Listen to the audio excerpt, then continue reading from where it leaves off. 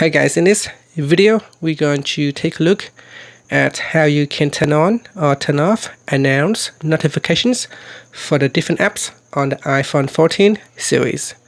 First, let's go back to the home screen by swiping up at the bottom of the screen. From the home screen, tap on settings, and in settings you want to scroll down and tap on Siri and search.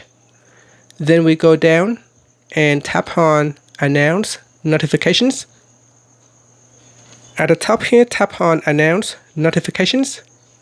Then we go down. In the announce notifications form, you can select each individual app, whether they can use or not use the announce notification service. So for example, if I want to turn off announce notifications for calendar, I can go in here and switch it off.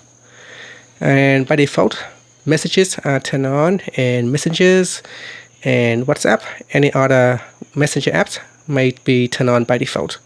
So you can go in here and choose what can be turned on and which apps will be switched off. So just go through the list and make your selection. And finally, you can swipe up to go back to the home screen. Thank you for watching this video. Please subscribe to my channel for more videos.